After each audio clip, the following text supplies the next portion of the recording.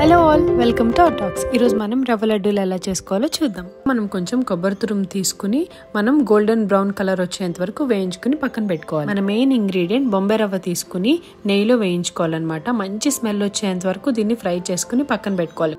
ఇవి చల్లారేలోపు మనం షుగర్ని తీసుకుని ఫైన్ పౌడర్ లాగా గ్రైండ్ చేసుకోవాలి. దాంతోపాటే జీడిపప్పుని కిస్మిస్ని నెయ్యిలో వేయించుకుని పక్కన పెట్టుకోవాలి. ఇందాక వేయించుకున్న బాంబే రవ్వ ఉంది కదా, దానిలో కొంచెం షుగర్ పౌడర్, వేయించుకున్న జీడిపప్పు, కిస్మిస్ని కూడా వేసుకుంటూ బాగా మిక్స్ చేసుకోవాలన్నమాట. మొత్తం రవ్వ అంతా కలవాలి.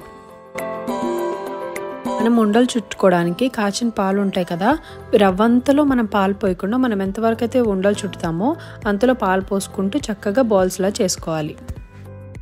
రవ్వ మొత్తంలో ఒకేసారి పాలు పోసేసి ఉండలు చుట్టుకుంటే ఏమవుతుందంటే గట్టిగా బిర్సెక్కిపోతాయి అనమాట. సో మనకి ఎంత క్వాంటిటీ కావాలో అంతంతలో పాలు పోసుకుంటూ కలుపుకుంటూ మనం ఉండలు చుట్టుకుంటే చక్కగా సాఫ్ట్గా వస్తాయి. చాలా ఈజీగా ఉంది కదా, బిగినర్ ఫ్రెండ్లీ స్వీట్ రెసిపీలా ఉంది కదా. మీరు కూడా తప్పకుండా ట్రై చేయండి. మీకు ఎలా అనిపించిందో కమెంట్ చేయండి.